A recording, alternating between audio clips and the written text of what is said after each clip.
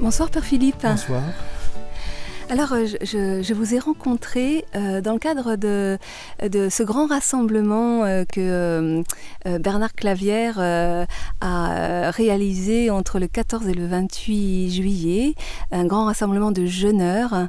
Et donc moi je me suis trouvée là, donc nos routes se sont croisées par hasard. Okay. Et vous êtes venu faire une conférence sur le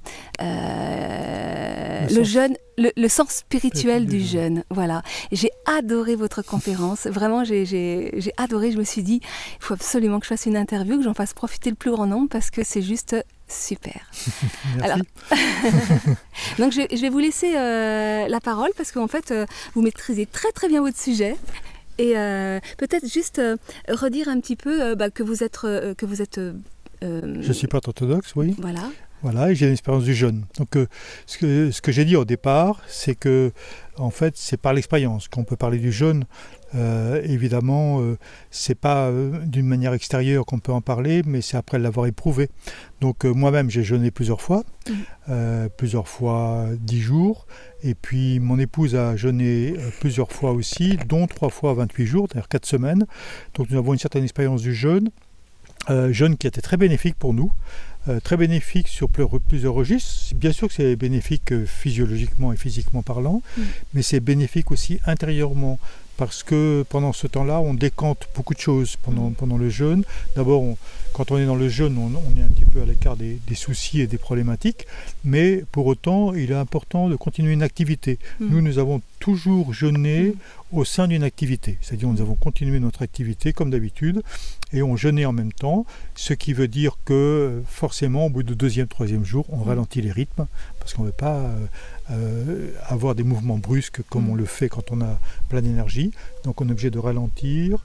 En même temps de ralentir, ça nous permet de poser un autre regard sur les réalités, on entre un autre rapport avec les réalités, et puis d'autre part, ça favorise beaucoup la dimension d'intériorité, parce que comme on a moins d'énergie, on est obligé d'être plus au-dedans, d'être plus attentif aux gestes que l'on fait, être plus conscient des gestes, et là vraiment s'inscrit toute la dimension de la spiritualité. Oui. Pour moi, la spiritualité, elle commence dans l'attention intérieure, dans le fait d'habiter consciemment son corps, de se situer à l'intérieur de soi-même, et par là d'avoir un autre regard, une autre vision du monde, un autre rapport au monde extérieur, et commence une aventure. Ouais. Nouvelle, magnifique. Et ça, c'est souvent un aspect oublié du jeûne, parce que de plus en plus le jeûne prend sa place. On lui reconnaît les vertus thérapeutiques, mais souvent on va faire un jeûne pour ses vertus organiques, de détoxination du corps, de nettoyage du corps, mais c'est une véritable opportunité d'éveil de la conscience, d'éveil du cœur, et qui est souvent mise de côté. Voilà, j'ai souligné dans cette conférence qu'effectivement nous connaissons les vertus physiologiques du jeûne, et effectivement on n'y recourt pas assez, parce que des personnes qui sont aux prises avec la maladie ne pensent pas assez que le jeûne est une grande vertu thérapeutique, et je crois qu'il faut souligner ici. Maintenant, il est dommage quand on fait un jeûne de 14 jours, qu'on en ressorte certes avec des kilos en moins, mais qu'on n'ait pas bénéficié de cette expérience intérieure, ou en tout cas qu'on n'ait pas vu les vertus spirituelles de l'expérience du jeûne. Donc je crois que c'est très important de le vivre pleinement et d'accepter pleinement de vivre le jeûne dans tout ce qu'il... par rapport à tout ce à quoi il nous ouvre. C'est-à-dire qu'en fait, d'abord, il y a un rapport avec la nature qui est différent. Quand on jeûne, on est beaucoup plus sensible, on entre dans la captation de toute l'énergie de la nature, d'une part, mais aussi on est beaucoup plus sensible au vivant, d'une manière générale, et je crois qu'il s'agit de vivre pleinement ces aspects-là. Alors pleinement, ça veut dire que je crois qu'il s'agit d'accompagner le jeûne par de la marche, aller marcher dans la nature, de vivre consciemment, c'est-à-dire d'avoir la conscience des pieds, avoir la conscience du corps, avoir la conscience de la respiration intérieure, mais de la respiration avec la nature aussi, et puis par là d'entrer dans une sensibilité intérieure qui nous ouvre un autre paysage, et ce paysage-là, dont on aura fait l'expérience, on pourra le retrouver même après la sortie du jeûne. Donc c'est pourquoi je crois qu'il s'agit de non seulement évidemment vouloir bénéficier des bienfaits physiologiques, mais c'est surtout l'occasion d'une expérience inédite qu'on ne pourra pas forcément reproduire comme cela. Alors à la conférence, vous parliez des grands jeûneurs mystiques aussi. Jésus lui-même... Jésus a jeûné 40 jours, 40 nuits, donc il est un jeûneur, et on voit bien que dans son expérience de jeûne, et les mystiques c'est la même chose aussi, il y a une purification du corps, mais avec la purification du corps arrive la purification de la psyché. Tout d'abord, il y a plein de choses qui remontent pendant le jeûne, des vieilles mémoires, il y a aussi des choses non assumées de sa propre vie, donc il y a toute une émergence de l'inconscient, et c'est l'occasion de faire tout un travail intérieur, et je crois qu'on devrait certainement accompagner médicalement le jeûne, mais aussi accompagner psychologiquement et spirituellement le jeûne. Et peut-être c'est moins souligné que la personne puisse justement se dire dans tout ce qu'elle ressent, dans tout ce qui émerge à l'intérieur, dans toutes les vieilles mémoires, et puis aussi les conflits, les difficultés, les souffrances, les blessures qui peuvent remonter à l'occasion du jeûne, car le jeûne physique entraîne une purification, ce qui veut dire une émergence de contenu psychique qu'il s'agit de nommer pour pouvoir établir un autre rapport avec ces éléments, ne plus être asservi à ces éléments, mais pouvoir avoir une autorité, c'est-à-dire savoir les situer et ne plus être sous l'emprise, donc c'est-à-dire complètement conditionné par ces éléments-là. Alors Jésus, justement, on voit, après 40 jours, 40 nuits, il est tenté par le diable. On pourrait dire ici, eh bien, il y a aussi les pulsions, les inclinations intérieures qui peuvent remonter, et ça doit nous conduire vers une lutte. Et une lutte, ça veut dire bien savoir ce que l'on veut. Et une lutte, ça veut dire d'abord choisir la vie et se positionner par rapport à toutes les pulsions de mort. Parce qu'il peut remonter des choses tout à fait morbides à l'intérieur. Ce que signifie le diabolique, c'est cela, c'est la dimension morbide. Donc il peut remonter des dimensions morbides, et c'est l'occasion de les nommer, de les reconnaître en tant qu'elles sont à l'intérieur, et justement les reconnaître et les nommer, c'est les faire sortir à l'extérieur. Voilà. Donc c'est l'occasion de toute une purification, et par là d'un allègement, d'une part, et puis d'autre part d'une ouverture sur un monde profond, qui est le monde spirituel, et qui peut nous amener à un émerveillement. Et à ce moment-là, on entre dans une perception au-delà des apparences. Donc dans le mouvement ordinaire de la vie, on est enfermé dans les apparences. On voit que l'en dehors des choses. On voit que ce que veut bien nous montrer veut bien nous montrer la personne. Et dans cette purification, alors on commence à percevoir au-delà des apparences, c'est-à-dire à sentir la souffrance de la personne derrière la façade qu'elle veut bien nous offrir, mais on peut sentir aussi la nature palpiter et respirer derrière les apparences qui peuvent apparaître tout à fait statiques. Voilà. Donc on entre dans une autre perception, et cette autre perception nous ouvre évidemment sur des réalités profondes qui peuvent complètement nous amener vers une nouvelle conscience de la vie et une nouvelle perception de la vie qui peut changer complètement notre trajectoire spirituelle et humaine. Oui, je confirme, parce que à travers ma propre expérience à moi, dans laquelle je n'ai pas jeûné, mais je me suis plus ouverte à ce qu'on appelle la nourriture pranique.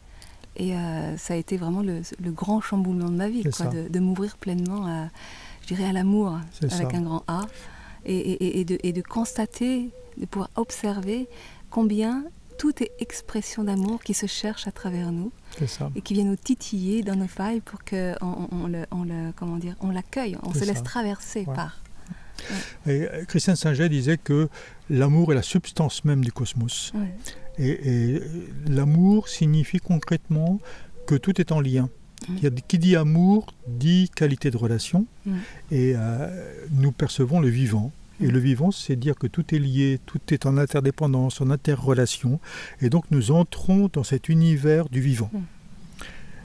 Nous y sommes, mais souvent, nous disons spirituellement que nous sommes en exil de ce vivant, c'est-à-dire nous voyons des choses statiques, et nous sommes dans un processus de chosification du monde, c'est-à-dire de réduire le vivant à des objets.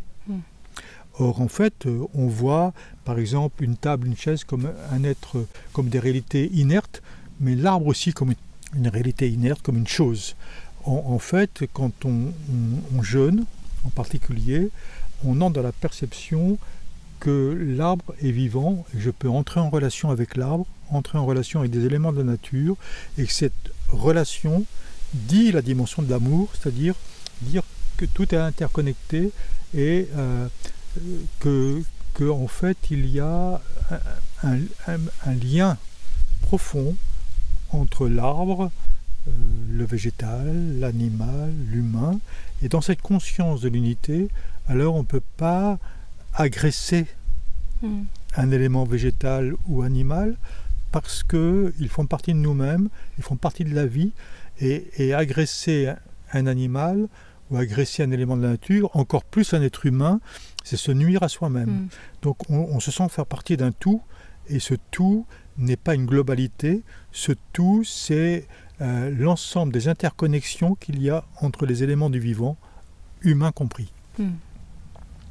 Voilà, donc je crois qu'il est absolument urgent aujourd'hui dans la traversée que nous faisons, et même j'oserais dire la mutation que nous vivons, qu'on entre dans cette perception-là. Et c'est pourquoi je crois que le jeûne est une grande vertu, parce qu'il peut nous faire l'expérience, nous faire faire l'expérience de cette dimension, et c'est par cette sensibilité au vivant et par le fait de faire l'expérience de cet univers du vivant qu'on pourra basculer écologiquement. C'est-à-dire, je ne crois pas que c'est simplement en diminuant la consommation des ressources ou en diminuant la consommation de viande.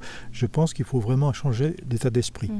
Et j'explique que, en fait, les racines de la crise écologique sont dans le cœur de l'homme. Pourquoi ? Parce que, en fait, le problème fondamental s'inscrit à partir d'un esprit de convoitise, d'un esprit de cupidité, d'un esprit de domination, d'un esprit de prédation, d'un esprit de dévoration. Et ça, c'est dans le cœur de l'homme. C'est pas quelque chose qui est obligé pour la survie de l'homme. Non, c'est une manière de se comporter par rapport au vivant. Et je crois qu'on ne peut pas se comporter d'une manière agressive. Comment on pourra aller pleinement vers la vie en abusant du vivant, et en tout cas en l'agressant. Donc je crois qu'il s'agit de sortir d'un processus de rivalité qui est le paradigme sur lequel vit notre société, pour entrer dans un rapport de coopération, c'est-à-dire de prise de conscience que dans la nature tout coopère, les électrons avec les protons d'une part, mais aussi tout est en interaction et en coopération, et génère, je dirais, des propriétés nouvelles, des qualités nouvelles par la coopération, de même que quand il y a une relation avec l'autre, il y a l'autre, il y a moi, mais il y a aussi plus que l'autre et plus que moi, parce qu'on s'enrichit dans la relation. Et bien tous les éléments dans le cosmos s'enrichissent par la relation, et donc il faut changer de paradigme, passer de la rivalité ou de la concurrence à un esprit de coopération où nous pouvons tous nous enrichir les uns les autres, et ça s'appelle l'amour, ça s'appelle la bienveillance, ça s'appelle l'amour, ça s'appelle la coopération, et ça s'appelle aussi entrer pleinement dans le mouvement de la vie qui est amour, parce que l'amour c'est le substrat du créé et le substrat de tout le cosmos. Alors je ne sais plus comment vous l'abordiez, mais vous avez parlé beaucoup du désir. Oui, j'ai approché le désir parce qu'on m'a posé la question justement sur le désir, et je trouve qu'il est très important de réhabiliter le désir. Pourquoi ? Parce que c'est une chose que nous ayons été mis à l'existence, donc c'est nos parents qui nous ont engendrés. Et est-ce qu'on a demandé quelque chose ? Voilà, peut-être pas. Certains disent que oui, mais ça leur appartient, et ceux qui pensent à la réincarnation et qui pensent qu'ils ont décidé de venir, alors ils sont 2 fois plus responsables de leur venue ici. Mais considérons que nous ne sommes pas responsables et que nous ayons été mis au monde par nos parents sans nous demander notre avis. Maintenant, la question qui nous est posée, est-ce que tu veux vivre ? Donc c'est la question du désir, parce que être en vie est une chose, désirer vivre est autre chose. Et celui qui n'a pas le désir de vie est à moitié mort. Donc je crois qu'il faut prendre soin du désir, et ça c'est fondamental, prendre soin du désir, c'est-à-dire prendre soin de notre élan intérieur, et nous voyons d'ailleurs que dans le cosmos, tout est lié à cette dimension de l'éros. C'est-à-dire au printemps, tout le végétal pousse. Voilà. Donc il y a une aspiration à la croissance, il y a une aspiration au développement, c'est inscrit dans le mouvement de la vie. Et finalement, désirer vivre, entrer dans le désir, c'est entrer dans le mouvement de la vie. Et par contre, ne pas nourrir le désir en nous, et c'est meurtrir la vie, et c'est se condamner à une mort lente, peut-être, mais lente, mais mort quand même. Donc je crois qu'il s'agit de prendre soin du désir, et prendre soin du désir, ça veut dire respecter ses propres aspirations intérieures, ne pas les refouler.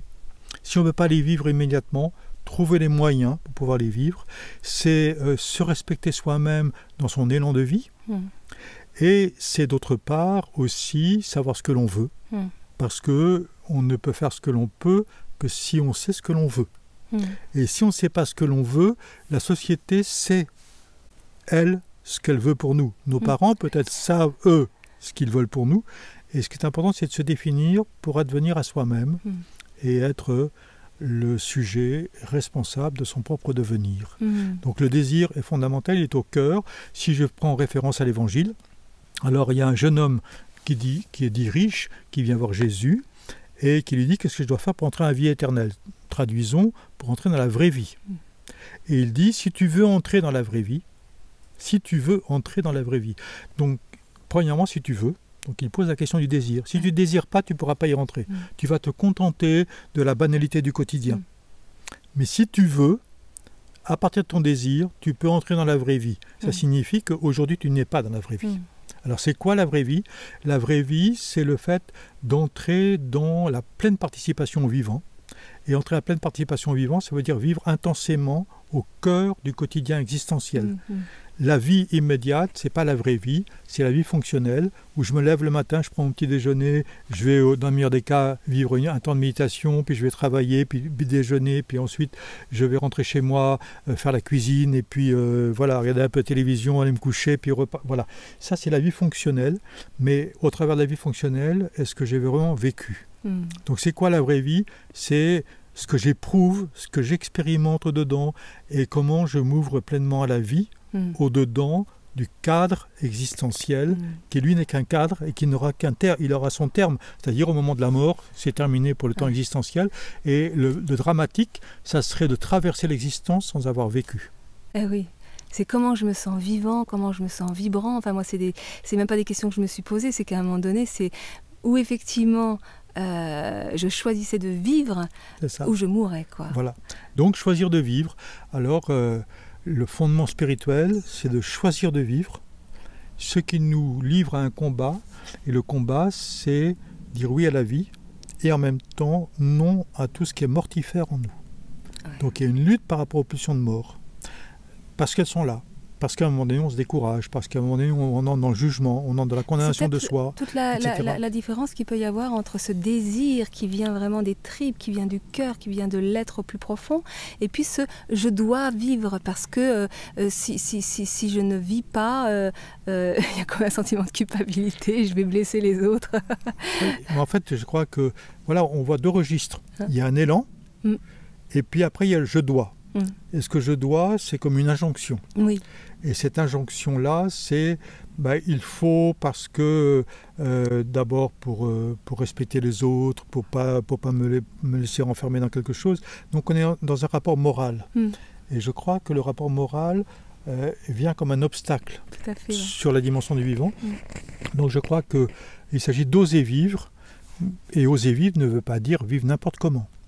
Donc d'abord, il y a le mouvement de vie, l'élan de vie qu'il s'agit de laisser jaillir dans son expression naturelle et première. Et ensuite, il s'agit d'orienter ce désir. Parce que ce désir peut aller vraiment vers la vie, ou bien il peut se ternir vers des déviations. Donc je crois qu'autant il s'agit de respecter l'élan de vie en nous, autant il ne s'agit pas de faire n'importe quoi avec cet élan de vie. Donc c'est là où en fait apparaissent des choses qui peuvent être bénéfiques ou mauvaises pour nous. Et c'est la conscience qui doit orienter cela, c'est-à-dire ce qui est au service des autres est bénéfique, ce qui n'est pas au service des autres ou de moi-même devient négatif. Donc je ne peux pas faire n'importe quoi à mon désir, il s'agit de l'assumer positivement vers plus de relations et vers plus de vie. Vous avez écrit un livre sur le sujet. Voilà, j'ai écrit un livre qui s'appelle Eros et Liberté, donc je vous recommande ce livre. Oui, on le trouve où? Pardon? On le trouve où, ce livre? On le trouve partout, dans les magasins. Dans quel donc c'est éditeur? édition Nouvelle Cité. Hmm. On vous le retrouvez dans les librairies, sinon vous le commandez, il est de toute façon disponible. Hein.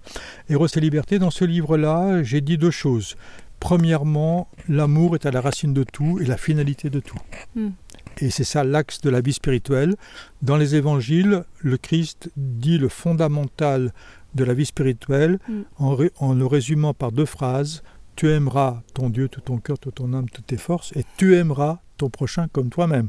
Donc tu aimeras, eh bien, l'axe de la vie spirituelle. Si la religion est dans cet axe, alors la religion est ajustée à son fondement.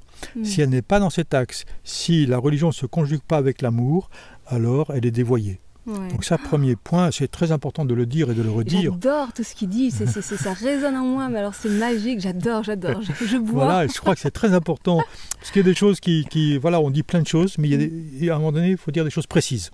Voilà. Donc, ce qui est dans l'ordre de l'amour est dans l'ordre de la religion vrai. Ce qui est contraire à l'amour, c'est-à-dire par exemple contraire à l'autre, meurtrir l'autre, c'est contraire à l'amour et c'est anti-religieux. Et on peut se servir de la religion pour faire quelque chose qui est contraire à la religion. Donc c'est absolument dramatique. Et ça c'est vrai pour la religion et c'est vrai pour toute chose. C'est vrai pour toute chose. Donc premièrement, cet axe du tu aimeras, c'est une chose. Et puis ensuite, eh bien, comment vivre le tu aimeras? D'abord par le désir. Donc moi je propose de libérer l'éros. C'est un sujet tabou en religion, l'éros. Tout à fait. Libérer l'éros. Alors il y en a qui vont être effrayés, comment libérer l'éros, mais oui, libérer l'éros, parce que quand on le refoule, c'est pire que quand on le libère. Regardez, le refoulé sexuel, c'est pire. Tout à fait. Voilà, il vaut mieux vivre d'une manière ajustée la vie sexuelle que de la refouler. Parce que quand on la refoule, eh bien, ça produit des obsessions intérieures, ça produit des fantasmes, ça produit plein de choses qui vont nous faire dériver et des guerres intérieures, parce que la puissance sexuelle est forte. Donc on ne peut pas faire n'importe quoi. Mais maintenant, il s'agit d'assumer consciemment l'éros plutôt que de le refouler et qu'il déborde inconsciemment. Tout à fait. Voilà. Et le fait de le libérer, ça permet souvent de l'apaiser. De l'apaiser complètement. Après, il s'agit de le vivre d'une manière assumée, je dirais. Assumée. Donc ça, c'est un autre aspect. Et puis, j'ai développé aussi une thèse que j'ai largement vérifiée auprès de psychothérapeutes et de référents spirituels. C'est le fait qu'en nous, il n'y a que du bien. En nous, il n'y a que de l'amour. Alors ah oui, non mais je trouve important de le dire. Ah non mais c'est tellement... Parce que ça va sans dire, mais c'est mieux en le disant, avec le fait que la première chose dans la Bible qui soit dite sur l'être humain, c'est que Adam est créé à l'image de Dieu. Ça veut dire que la référence dans l'être humain, ce n'est pas quelque chose de cosmique. Parce que l'image de Dieu, ce n'est pas cosmique, c'est acosmique. Donc ça veut dire qu'il y a quelque chose qui est en nous, qui n'est pas subordonné aux éléments cosmiques, qui n'est pas asservi aux réalités du monde. Donc il y a un espace de liberté en nous, et si on dit que l'homme est créé à l'image de Dieu, ça veut dire qu'au fond de lui, il y a la joie, il y a la paix, il y a la santé, il y a l'amour, il y a la liberté, et c'est ça qui est au fondement de nous-mêmes. Il n'y a pas de mal, il n'y a pas de mort en nous. Alors d'où viennent le mal et la mort, viennent du refoulé de la vie. Et j'insiste énormément, il n'y a pas pour moi en nous Eros et Thanatos, il y a en nous vie, et le refoulé de la vie, par exemple le refoulé des projets, le refoulé de l'élan d'amour, va amener une dévalorisation de soi, à un jugement de soi, à une autocondamnation, autrement dit à des pulsions de mort. Donc derrière les pulsions de mort qui sont en nous, nous pouvons lire un refoulé des forces de vie. Donc ça veut dire que quand nous sommes face, par exemple, à la colère, à de l'irritation, à de la jalousie, qui sont des pulsions de mort, ça veut dire que derrière nous avons refoulé quelque chose en nous, et au lieu de lutter contre ces pulsions de mort, il s'agit d'aller chercher les forces de vie que nous avons refoulées pour enfin les libérer. Et ça, je trouve, au niveau thérapeutique, fondamental. C'est fondamental, c'est ce que j'appelle la résistance intérieure et comment j'explique que ce qui nous fait souffrir, c'est la résistance qu'on met à ce qui est C'est ça. Et qu'à partir du moment où on permet à ce qui est d'être, eh bien, la résistance diminue et la souffrance se transmet en fait, hein, voilà. et permet aux forces de vie de s'exprimer, de s'épanouir. Voilà. Donc faire confiance dans la vie, je crois que c'est ça l'axe fondamental, mais ça demande d'être aidé un peu parce qu'on a des vieux réflexes, c'est-à-dire il y a eu des blessures et on a peur que ça recommence, et donc on est sur des systèmes de défense, et tout cela engendre des pulsions de mort, c'est-à-dire en fait il y a des pulsions de mort parce qu'on n'ose pas vivre. Donc on revient bien sur la question de l'éros, sur la question de l'élan de vie. En fait, on emporte en nous des pulsions de mort parce qu'on n'a pas osé vivre à un certain endroit. Donc maintenant, il s'agit de se remettre dans la vie. Et contrairement à ce qu'on pourrait croire, eh bien, le Christ n'est pas venu nous enseigner la morale, il est venu nous apporter et nous susciter dans un élan de vie et nous inviter à répondre à cet élan de vie au-dedans. Donc pour devenir pleinement vivant, pleinement aimant, pleinement conscient, pour moi c'est ça l'axe de toute la vie spirituelle. Super. Alors pour en revenir aux jeunes, vous invitez aux jeunes, est-ce que vous faites de l'accompagnement ? Nous pratiquons le jeûne assez souvent parce que dans la tradition orthodoxe, moi je suis prêtre orthodoxe, nous avons 180 jours de jeûne par an. Ah oui. Oui, donc nous avons les grands carêmes de Noël, 40 jours, et puis de Pâques, mais il y a aussi le carême de la Dormition donc du 15 août, nous avons le carême de la Sainte-Croix, nous avons le carême de la Théophanie, et nous avons, je ne vais pas les citer tous parce qu'il y a beaucoup de jours. Ça ne veut pas dire qu'on jeûne totalement, on peut jeûner totalement, mais c'est une option personnelle, mais en tout cas on ne mange plus ni viande, ni œufs, ni fromage, ni charcuterie, ni poisson, ni on boit de vin, donc on est un régime végétalien, voilà, et ça veut dire aussi qu'on diminue la quantité des repas, donc en tout cas on éprouve un peu la sensation du jeûne, et donc on a l'expérience du jeûne qui fait partie intégrante de toute la tradition spirituelle. D'accord, ok. Moi, je n'ai pas reçu d'éducation religieuse dans mon enfance. Ça m'a manqué, mais en même temps, je trouve que c'est quelque chose d'assez sympa parce que finalement, j'ai pu avoir la joie de découvrir hors dogme ce que j'appelle moi la loi d'amour, hein, qui est la loi de la vie. Et je suis toujours stupéfaite de voir que ça s'est mis en moi par plein de traditions. Mais en fait, je voudrais reprendre le mot dogme. Parce qu'on dit la tradition chrétienne, c'est dogmatique. Mais là, il y a un mauvais rapport parce qu'il y a une mauvaise interprétation. C'est comme si le dogme était la définition de Dieu. Mais Dieu est indéfinissable. Donc, dire que le dogme est une définition de la vérité, c'est complètement aberrant. Pour moi, le dogme est une fenêtre ouverte sur l'invisible. Mais la fenêtre ouverte sur l'invisible veut dire que la vitre n'est pas le paysage. C'est ce par quoi on regarde vers la vérité qui transcende complètement toute définition. Donc par là, quand on parle des deux dogmes fondamentaux de la tradition chrétienne, on parle d'une part de la Trinité. Qu'est-ce que l'on dit ? On dit que en fait, il y a trois personnes qui forment une communion d'amour, et l'unité n'est pas une unité de confusion, mais une unité d'amour de personnes différenciées. Donc c'est l'amour qui fait la cohérence de l'unité. Comme dans le cosmos, l'unité du cosmos, c'est l'amour. Et en même temps, vous voyez la diversité immense. Donc c'est l'amour qui féconde la diversité. Donc l'amour, c'est cela qui engendre la diversité. Donc ce n'est pas contraire l'unité et la diversité dans l'amour. Par contre, l'unité n'est pas l'uniformité qui réduit toute la diversité. Ça, c'est une première chose. Deuxième chose, ça articule deux dimensions, c'est-à-dire une nature et trois personnes. Donc ça articule deux dimensions, c'est la personne et la nature. La nature, on sait un peu ce que c'est, mais en même temps, on découvre la nature que par des personnes.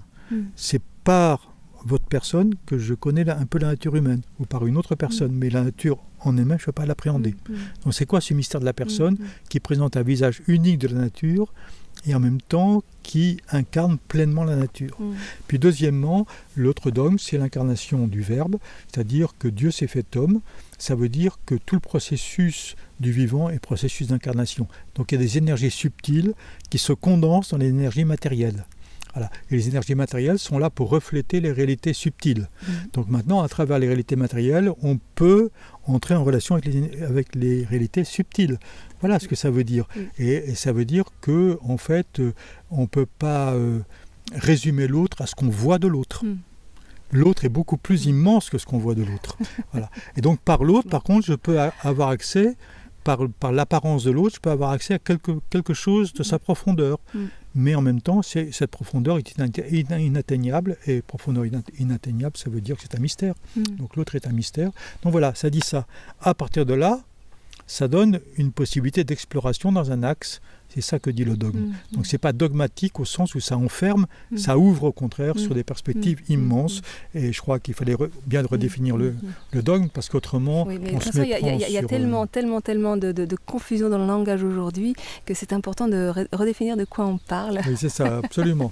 Nous, au début de notre vie spirituelle avec ma femme Eliante, on a passé notre temps à définir les mots, c'est-à-dire les réhabiliter pour notre propre expérience, parce que les définitions du dictionnaire ne nous convenaient pas. Ça ne pouvait plus dire la réalité de notre profondeur et de ce qu'on pouvait vivre. Et il a fallu reprendre tout le vocabulaire. C'est intéressant ça, ce mot réhabiter les mots, parce que c'est ça, les mots ne sont plus incarnés en fait. Non, voilà. Le mot amour est dévoyé par exemple. Complètement. Voilà. Donc il s'agit de le... C'est vrai que quand on a vécu l'unité avec le cosmos, par exemple, le mot amour a un autre sens que... Voilà, si on est dans des perspectives uniquement amoureuses, par exemple. Et c'est vrai que l'amour, cet amour si grand, avec ce grand A, cet amour universel, ça ne se vit pas ni avec la tête, ni avec la parole, ça ne se parle pas, ça se ressent. Ça se ressent. Alors donc ça introduit la dimension du ressent, et donc ça se ressent, c'est-à-dire ça se vit avec le cœur. Parce que la tête pense et le cœur sent. Aujourd'hui, nous avons beaucoup majoré la dimension de la raison.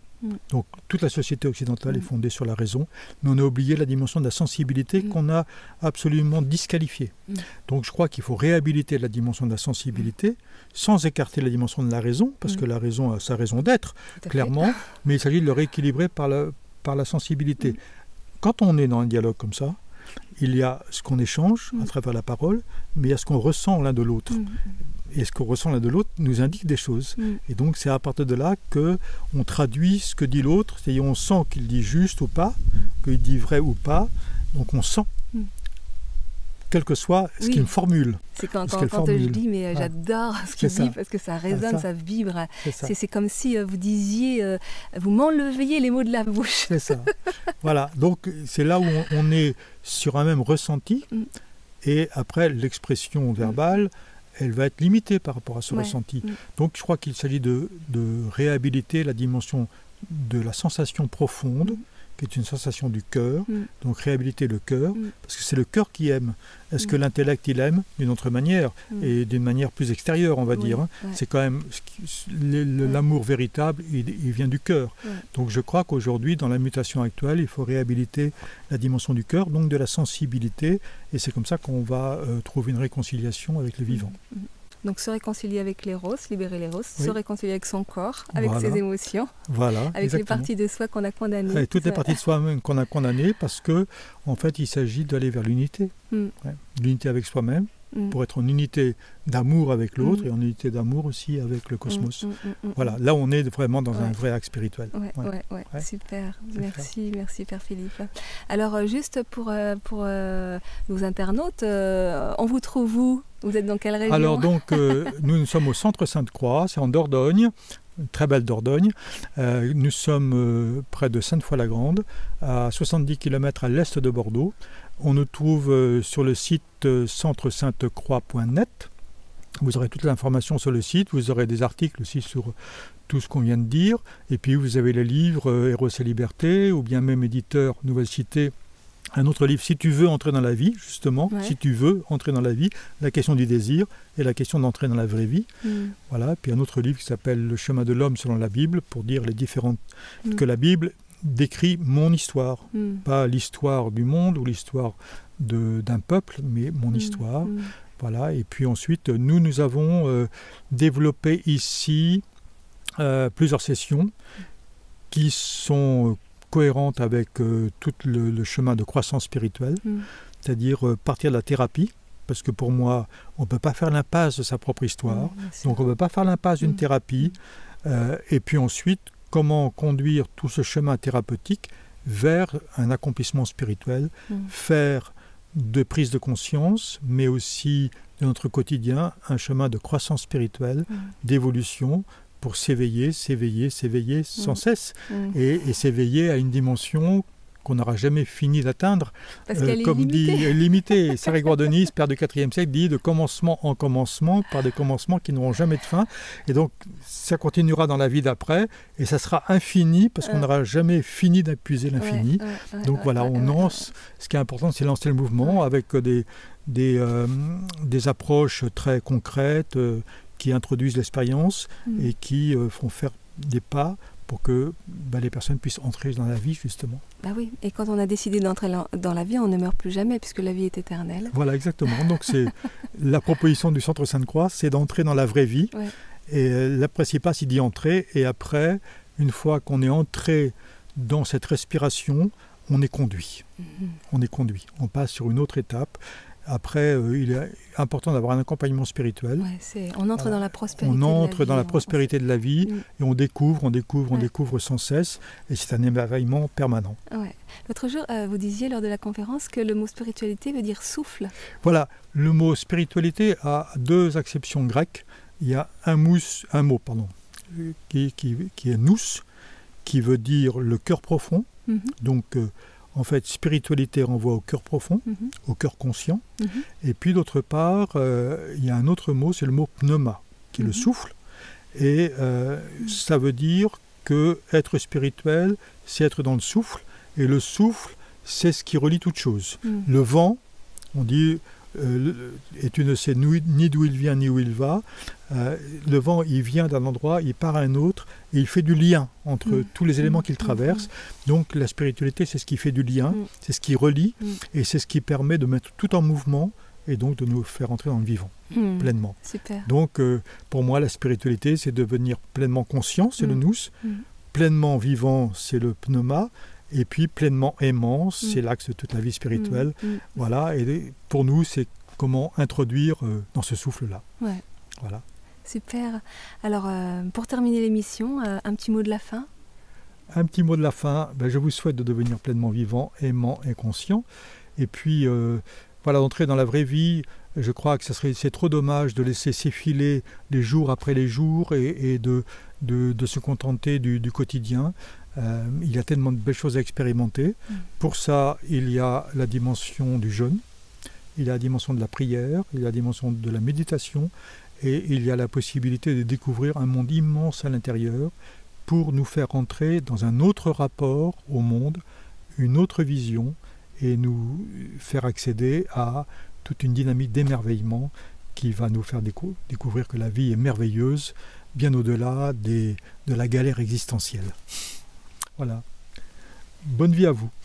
Merci Père Philippe Dautet. Avec joie. Au revoir et à très bientôt.